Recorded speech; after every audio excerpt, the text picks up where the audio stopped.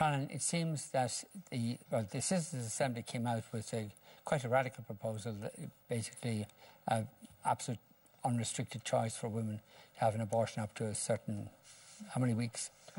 Unlimited, it depends on what you're talking about. Were you surprised by that? I wasn't, because it seemed to get fairly chaotic at the end, particularly that last weekend when, I mean, at least 5 issues which were not debated and were not discussed were given to the citizens on ballot papers to vote on.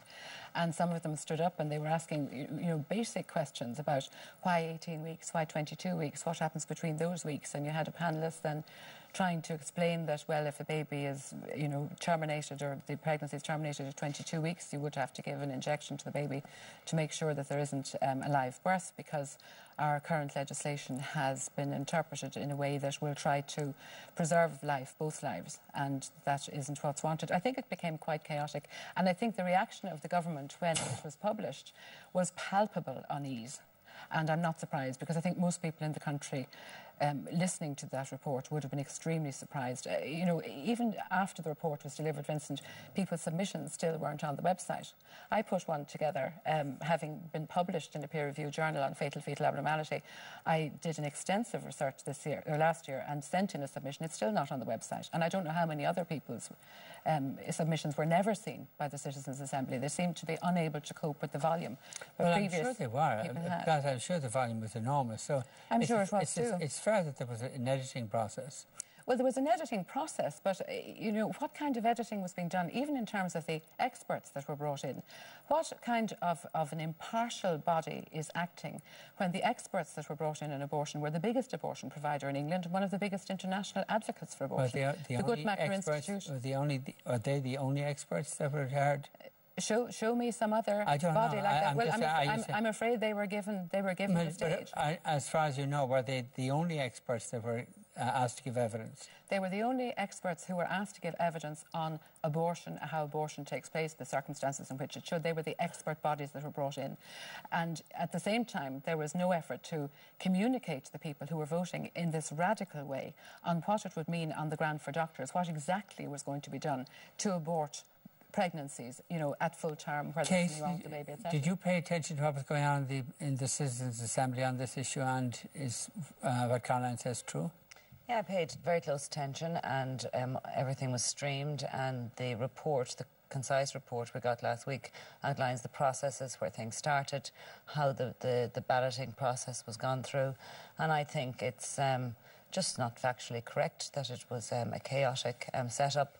I was actually very proud of the former Taoiseach Enda Kenny that he had the courage to do this. I wasn't actually fully supportive of it initially, probably reflective of my inexperience, but when I saw the process unfold, I thought this is a really good way, a good exercise in deliberative democracy to get, I suppose, a starting point to work on what is a very contentious issue where we failed in the past to get solutions, and that here we have a working document which I think actually does represent the views of the Irish people. And I do think, and I've said it before, that the Citizens' Assembly served a very useful job in bridging the gap between society and the Oireachtas. And I think it has done that. And now it's the work between society and the Oireachtas. Well, if you just consider the average age of the Oireachtas. But these were people who were elected by I know, but that unlike the Citizens' Assembly. Nobody elected the Citizens' Assembly. Sometimes. And you talk about a gap between the people and the Oireachtas. Well, if the result was so shocking to some people, well, in the Oireachtas, there might be shocking. There was a gap. You talk about a gap between it was a bridge between the people and the Oireachtas. But an unelected body is a bridge between the people and the elected representatives. 100 people chosen professionally to be a representative body. And the process which was used, I think, got very clear recommendations, and it's now up to those of us who've been elected to the All-Éireann and who are privileged enough to sit on the committee to get a question to put to the Irish people and to let them know what the potential future is. Yes. Did you pay attention to what was going on in the Citizens' Assembly? I did. Did you have an impression that it was chaotic? Well, the overall impression that I was left with was that it was manifestly unjust to the unborn child at the end. But just deal with the issue of the procedures, did you think it was chaotic? Well, I thought that there was an unfairness there, as Caroline has mentioned, in regard to the expert evidence that was invited in to give evidence about the process of abortion, the procedure of abortion, which is something that is never discussed, Vincent, in any detail, because Brid and Kate don't want to discuss it because it is so unpalatable. But it is very important, if we're talking about enshrining it in our laws, that there is a discussion. So you thought it was a good idea to have these experts talk about abortion? Well, no, what I did think, well, for instance, the BPAS, which is the largest provider of abortion in England, which was invited in as an independent expert, despite the fact that they clearly have a vested interest in the whole thing.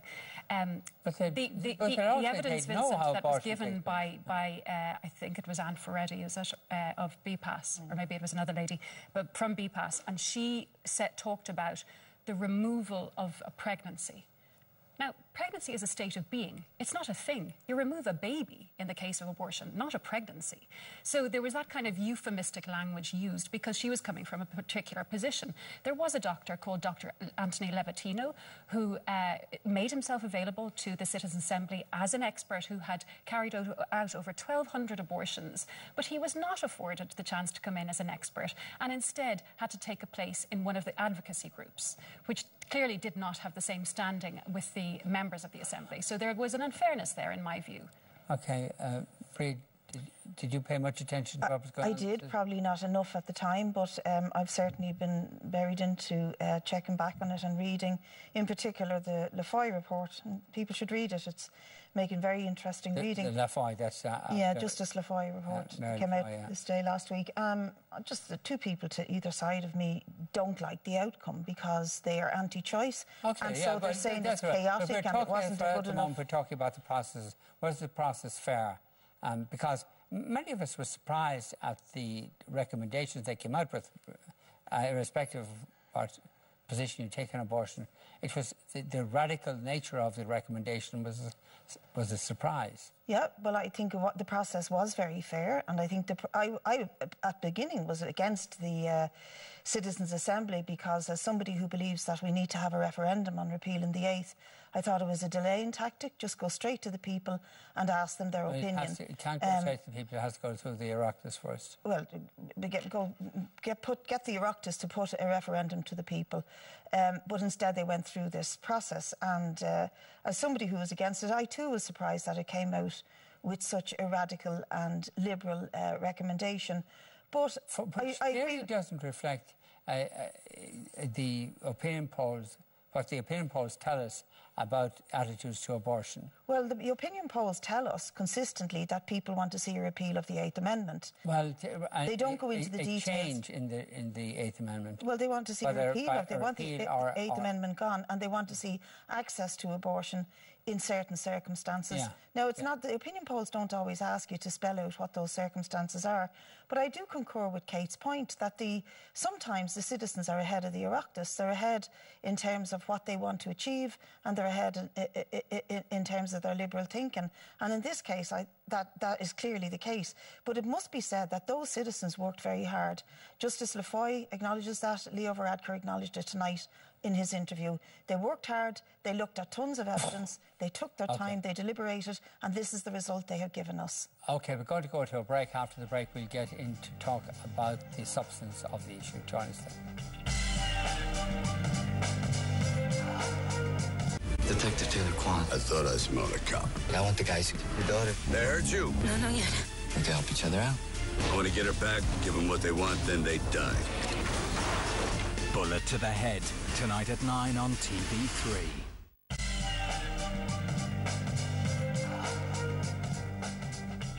Eva, tell us about the texts and tweets. Yeah, a lot of tweets coming in, Vincent, using the hashtag VinB as usual. A lot of them have to say commenting on yourself positively, but a lot of varying opinions there on the Citizens' Assembly. Claude is saying the Citizens' Assembly was set up to decide what is best. Don't knock them down just because you don't agree with their decision. Bill Rochdale said the Citizens' Assembly recommendations might as well have been written on a roll of toilet paper. And then you have Niamh, who said that the outcome of the Citizens' Assembly, if it's a surprise, it doesn't automatically mean its process was unfair. fair. Don't follow the logic there, she says. And then finally, Emma Murphy says the abortion on demand agenda of Repeal the 8th and the crooked Citizens' Assembly, her words, is not reflective of the views of the Irish people. So as you can see, there's a lot of varying opinions there. Get your opinion into us using the hashtag #BinB on Twitter and your texts as well too. OK. Caroline, are you in favour of any change to the 8th Amendment? My opinion is that there isn't any need for a change to the 8th Amendment, Vincent, but there are people who, when we were dealing with the issue back in 2013, indicated that they were happy with that legislation. As what has become apparent now is doctors at that time said to the Oireachtas, we do everything we can to save the woman's life and we also try to save the baby, and we always try to do that. What has happened and what has become very clear now is that those who are campaigning for an outright repeal are not happy that pregnancies might be terminated in the interests of women. They actually want the babies to be terminated too. Okay. And there have been a couple of cases which have caused a lot of anger on the pro-choice side because they resulted in live births.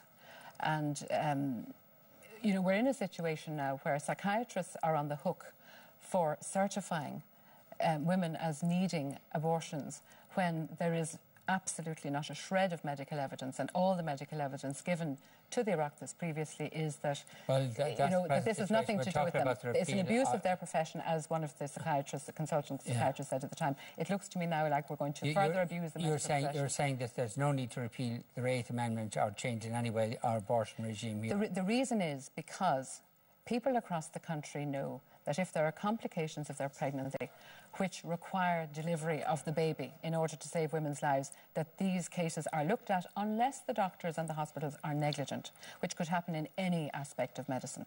So we're going further now. We're now going into the realm of people who want complete repeal because they want abortion on demand and on the Irish taxpayer. Just with regard to a woman, if she's advised, a pregnant woman, if she's advised that if she goes through the pregnancy, the consequences to her health for a lifetime would be quite serious. In those circumstances, should the woman have a choice of whether to continue with the pregnancy or not?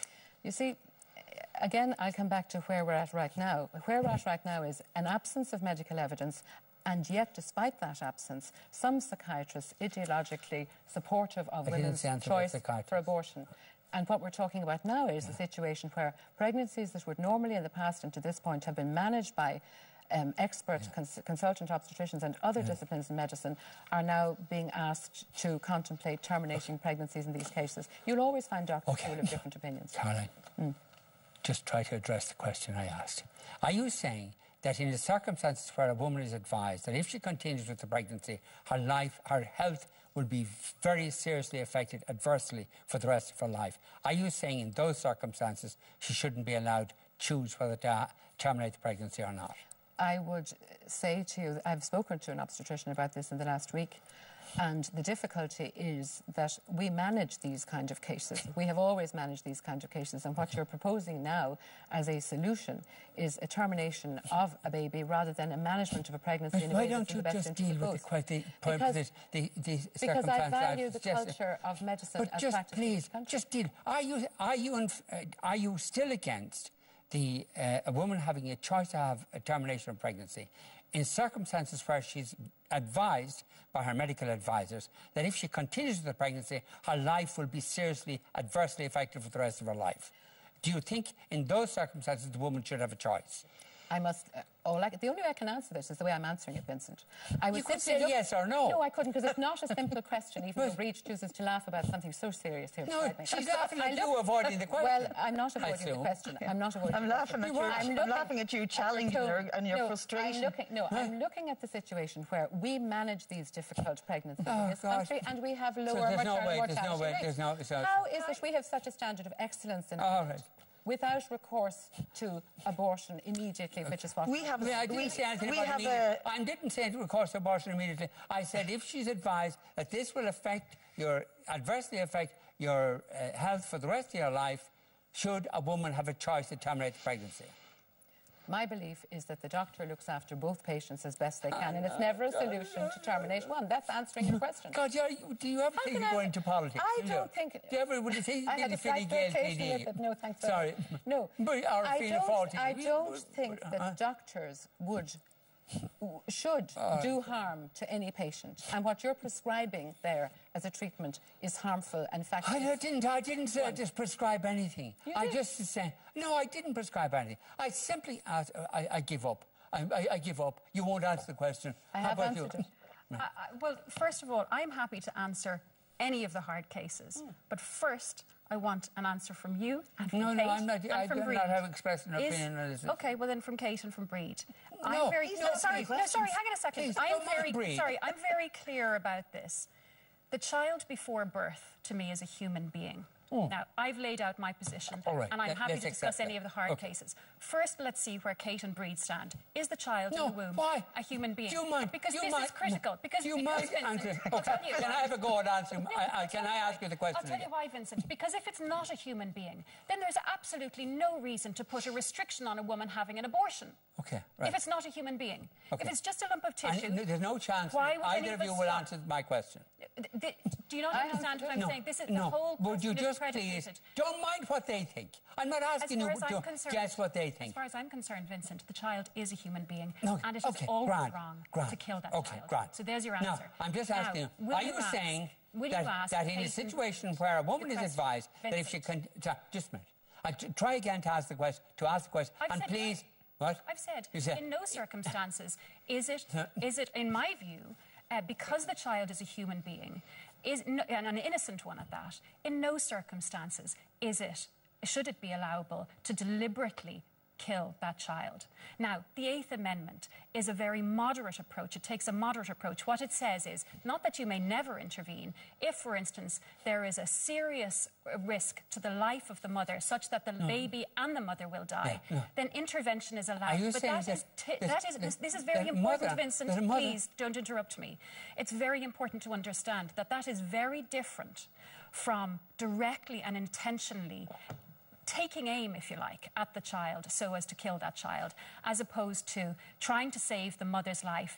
And if, as a consequence, the baby dies, then nobody's going to blame that doctor. In the same way that if a doctor was performing an open-heart surgery on a man and he died, nobody's going to blame. That's not a morally... Anyway, Marie, you answered the question. I did. And thank you for doing that. Yes. But will you ask the question? Please ask the question to Brid and Kate. What is their position? What is growing inside the womb of a woman? Because that is critical to this debate. OK. She's telling you how to run your show. I don't blame you wanting to retire. I don't mind. I was going to ask you that question anyway, actually. Well, first of all, just to comment on both of the responses here. Mind. Please, they don't care about women's lives. Please don't. Please deal with the question. Do you think that the person growing in, that the entity growing inside the womb of a mother in a pregnancy, do you think that is a human being? It is a potential human being. Oh, come on. What does that mean? It's potential human being as long as it's grown inside the mother and it continues to grow inside the mother. When does it cease to be a potential and becomes a human being? When it's born. So minutes before it's born, it's non-human. Are you serious? That's not what I said. I said when it's born. When it's born, it becomes a human being that's independent of the mother when it's born. Well, obviously, it's not independent. If left alone, it'll starve. Exactly. In fact, Vincent was just saying during the break how his 2-year-old grandchild has to be looked after all the time. Please, don't go on. There's no need to use such language. But the point is that it is an offence under the state's laws to neglect a child because children need such full-time care. Born children do. And unborn children need support. Children before birth. Birth is just an event. So you're saying that by some magic process, which is totally unscientific as far as I can see, the child suddenly magically turns into a human being once it's born? Seriously? Look, I'm not going to... I don't have to accept lectures from you. It's not a lecture, it's a debate. I'm trying to ask you... Well, it is a lecture because you're not listening to my answer. I am. You're not. Well, then shut up and listen to me. I believe that a woman has a right to terminate a pregnancy. I terminated a pregnancy at 10 weeks. Yeah. And I had a right to do that because it was my life that I was making a choice over. It's a woman's life as well as the potential baby's life. And if the woman doesn't feature in this discourse, then we don't have any reality or grasping reality, because I agree with you. Abortion is a reality for Irish women. There were 28 abortions in this country last year. The HSE report on the Protection of Life During Pregnancy Act came out the same day as the Lafoy report, the same day as the Jobstown verdict. It went completely under the radar. And in that report... My daughter... Sorry, I didn't interrupt you. I beg your pardon, sorry. In that report, it lists the reasons why women were given abortions in this country. It also indicates that 2 women who were suicidal were refused an abortion. They then appealed it to the HSE, and the HSE said yes, they're entitled to one because they're suicidal. There were 2 women who are in direct provision. They cannot leave this country to procure an abortion. I could, I did. And I came back and lived my life the way I chose to live my life. But this doesn't get away from the fact that we're talking about a human being, an innocent human being. And the woman is a human being, and she has a right to make choices. But nobody's talking about taking her life. No, but she has a right to make choices over her life. And having but it's a child, not her life. Having a child is part of your life if you want to have one. If you don't want to have one, that's part of your life. That's her life. That's you chose to have her. Life. You chose to have her. Yes, but she has a separate life. She does now that you had her. But she does anyway. From the first moment of her being, she is a separate person. And a woman has a right to decide on what she wants with her life. Why does she have a right to choose to kill another person? She has a right to choose what she wants to do with her life. But it's not choosing what she wants to do with her life, it's choosing what she wants to do with somebody else's life. It is choosing what she wants to do with her life. No, she chooses not to be a mother. She doesn't have to be a mother. Okay. Did you ever hear about adoption? Why is that never discussed in these discussions at all? Because it's irrelevant. It's not irrelevant. Irrelevant. Vincent, there are thousands of couples around this country who are childless. And over 3,000 Irish babies being aborted every year. Pregnancy is unique to women. And in no circumstances, for instance, are men required to give their lives for the sustenance of another human being. You don't give your life for the sustenance of a human being. Sorry. Okay. No, in no circumstances are men required to give their bodies for the sustenance of another human being. That's just nature, Vincent. That's the way we're designed. And nature has... I know.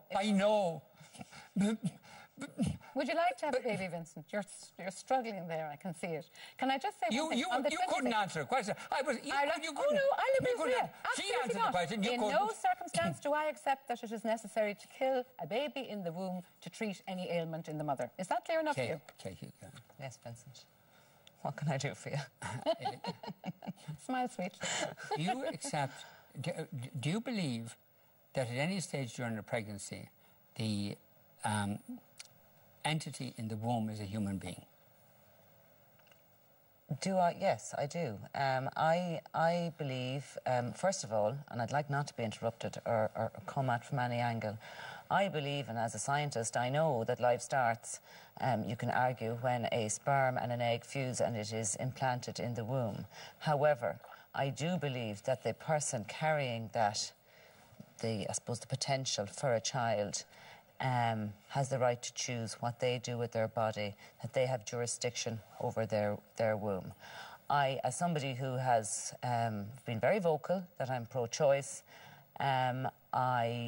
I do have issues, obviously, once the point of viability is passed, which I have a very good friend of mine has a child that was born at 24 and a half weeks. So I'd be looking at the 24-week period as a cut-off.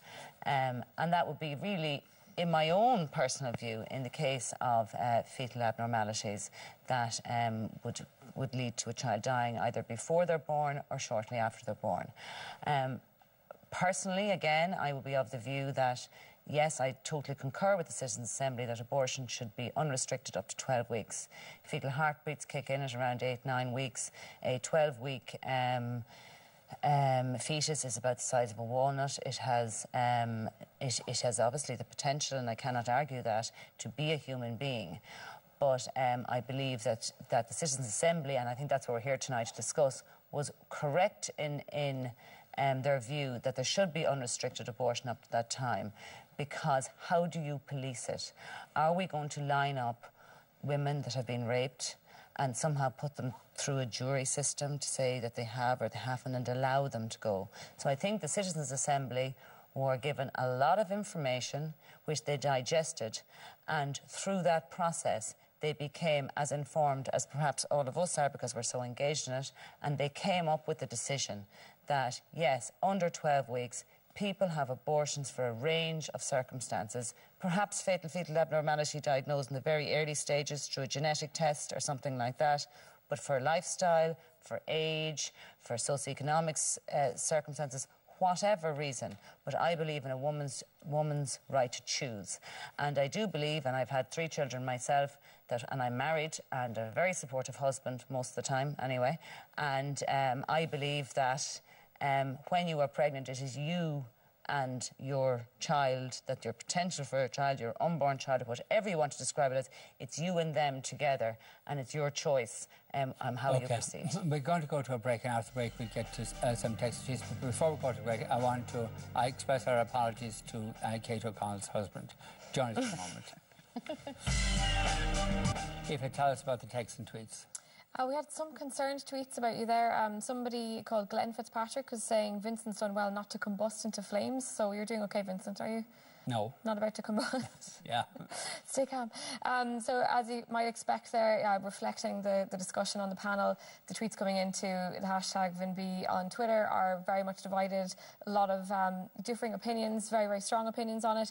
A couple of them, one woman called Siobhan, pointed out that no girl or woman today of childbearing age, she says, i.e. those directly affected by the 8th Amendment, have a vote, or have had a vote, should I say, on the issue. So obviously that's pending the referendum that should be on its way.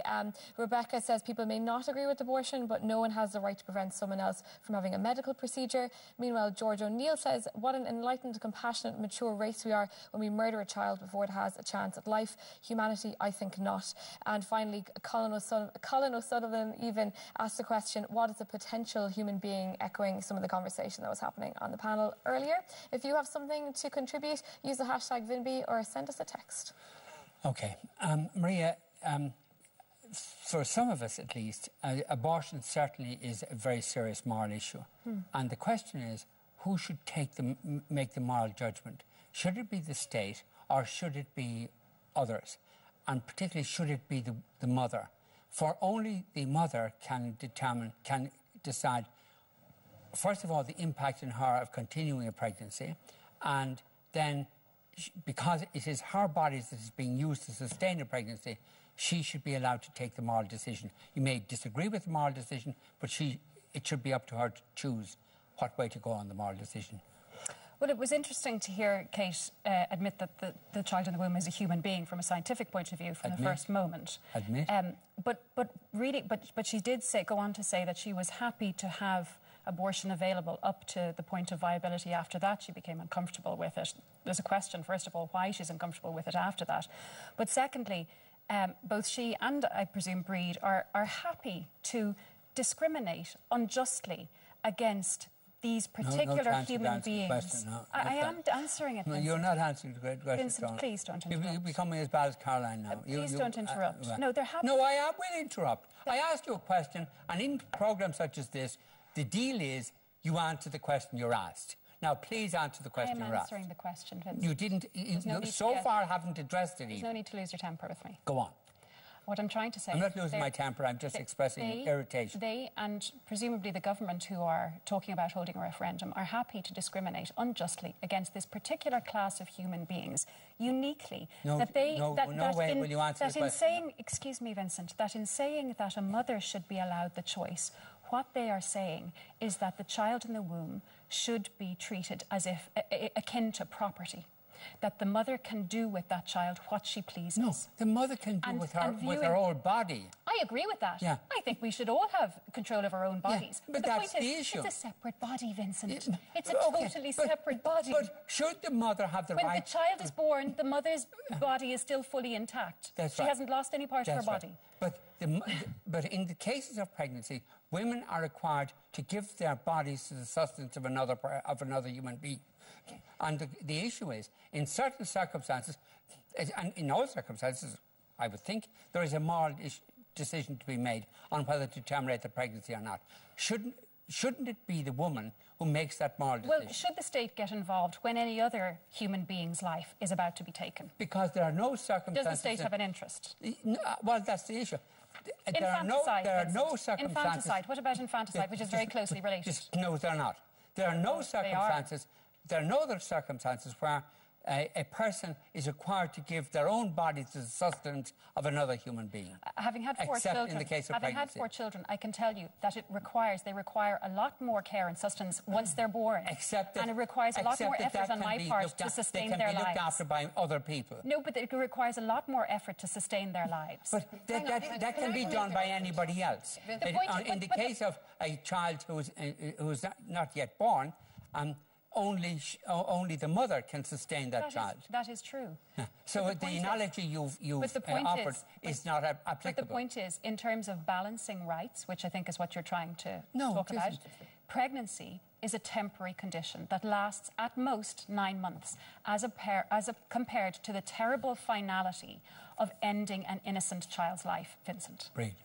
Well, look, I just really don't see where this debate is going to take us. Abortion in this country is a reality. 9 women a day on average leave this country to procure an abortion in Britain. They reckon another 3, we can't get the full figures on it, take the abortion pill, which can be taken up to 12 weeks.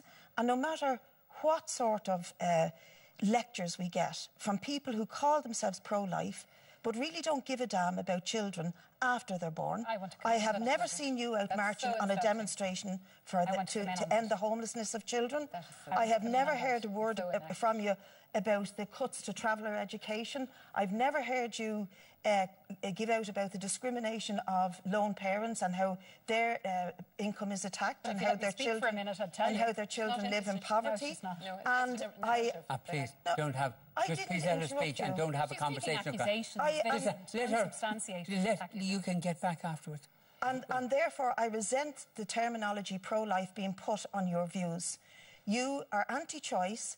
You don't believe that women should decide their own future, should decide their own body for their own lives, for their own bodies. You make judgments on people like me. But no matter what you do, when did I make a judgment? No matter what you do, abortion is a reality. Abortion is a reality for Irish women. And it's happening here under the Protection of Life during the Pregnancy Act, often in a very inhumane way when it's refused to refugees who are suicidal. But people are being exported to other countries to have it. Now, deal with reality. OK, Caroline. Do you know what? There are just 2 points that I'll make because there's so much going on here that's just vague. If we should all be able to agree on something, I would like to have seen a citizens' assembly that looked at the causes you're talking about, Angelina, that were supportive to women. When you talk about abortion on an unlimited basis for babies with fatal fetal abnormality, what do you say to the parents of nearly 4,000 children, which the HSE told us in September last year, are living with these conditions in Ireland with great care from wonderful voluntary bodies and very little support from the state? We call ourselves pro-life. You're asking why. It's not dinosaur stuff. It, in fact, is the most liberal attitude going. Because pregnancy is a relational thing. We looked at the news this evening and people were decrying the fact that the population is ageing so fast and that there aren't enough supports for young people who are having children and that kind of thing. We want to support women who are pregnant. We want to give them positive choices, that they don't feel, because of socioeconomic conditions or other things, coerced into making the terrible choice that abortion is. And I don't apologise for that. There is no medical indication for abortion. We've never, and if there is, I'd like to be told what it is. Vincent has made allegations tonight about health conditions. We haven't heard from doctors what they are. You've made suggestions that women's health is permanently impaired by pregnancy. I did not. You did, actually. Like an opportunity. And what we want to do is do you really want to be having doctors who already now are in a position where physically healthy women with physically healthy babies are being presented to them for terminations in circumstances where there's absolutely not a shred of medical evidence that is going to help the woman. And now you're going to go further. Vincent, Brid made an ad hominem attack at me. I'd like an opportunity to address it, Vincent. I think we've moved on from where the 2 ladies are at on this. We have a report from the Citizens' Assembly. We are now moving towards implementing those recommendations. Both myself and Brid have mandates. We were elected, both of us, for many reasons, and some of them quite opposing, but on this issue we are at one. And we've a mandate. I am not sure who the two ladies on the panel represent. I don't know who's elected them. I'm not actually sure. It doesn't matter who they I represent. do think it is important. The issue is... I do think it is important. No, Vincent, may I... The only thing that matters is the views that they've expressed. Now, deal with the views they've expressed. Please listen to me. Please. And I hear Caroline talking about a peer-reviewed journal from Fetal Abnormality article she wrote, and about, you know, these 4,000 children that are alive. When I look for medical experts, I go to doctors, and I believe you're a solicitor. I don't know, but my understanding is you're a solicitor. I don't need it. I don't need it at all. I've read everything there is to read on it. I'm sure you haven't read it. And if I haven't read it, Maria, it's not valid, is how I see it. But what Vincent, no, Maria's had a fair run of it now. I think, no. You're a chemist. No. I'm not thinking that. Sorry. No, I never claimed to be. I'm not the one claiming here to have medical expertise. Caroline. But what I would say... As usual, Vincent. As usual, Vincent. I mean, are we here to... Yeah, just please, in the next 15 seconds, finish what you're going to say. I'm just saying that we're at the stage now where we are moving to a place where the views of the people of Ireland can be, I suppose, framed, and how we can put a question to them and we can finish this. Because as Brid said, there's 10 girls got on a flight in Liverpool. No, there's 10. There's 10 women are on their way back. 10 women are on their way back tonight from Liverpool. Funnily enough, Marie, they won't put the citizens' assembly. I'm sorry, just a minute. Yeah. I'm giving you 15 seconds to reply to what you said that you were criticised or attacked. Okay. Just reply to that in 15 seconds. As usual, both Kate and Brid have made ad hominem attacks, and I want to address that. It's often said ad hominem to the man. You're playing the man instead of the ball, which is what your side always does, because it distracts from the argument. But I want to say, pro-life people are the ones, when their teenage daughter comes home pregnant, says, it's okay, you finish school, you finish college, we'll help you raise the child. That's what pro-life people do. You said... For the record, I have been involved in voluntary work with homeless people, with people caught up in drugs and prostitution since I was a teenager. So if that answers your question, Brid. No, but pro-life people around the country... Sorry, you said you let me answer. You have answered. You have answered. You're way beyond 15 seconds. We've got to go to a break. After the break, we'll preview tomorrow morning's newspapers, and I'll also get your texts and tweets. Just before we could do that, you said, are you against people ageing, the population ageing? You were complaining about it. You were complaining about an ageing population. I thought you were pro-life. Anyway, we'll join us in a few minutes. No. Aoife, tell us what's on texts and tweets. Yeah, it says testy on Twitter, as it is here in the studio. A lot of varying opinions, as I was saying in the last segment. A couple of them that kind of sum things up. Carl Fisher says, I want the 8th changed, but it's touchy. My brother was 14 weeks premature, told not a chance. He now has a degree. What if he was aborted? And then there's Rebecca Louise, who says, to be honest, I'm fairly sick of debates around abortion in Ireland. It's happening here. We have to deal with it. It's time to face reality. And then finally, we had another tweet in from Alex Moore, who pointed out that it's not just women who can get pregnant. She said, trans men and non-binary people can get pregnant too. So that's another thing to think about this whole conversation. That was all the tweets from Vin B on Twitter. Trans men can get pregnant? Everything's possible, Vincent. What? Everything's possible. That was Mary Carlin, who's correspondent of the Irish Times, thinks everything is possible. Only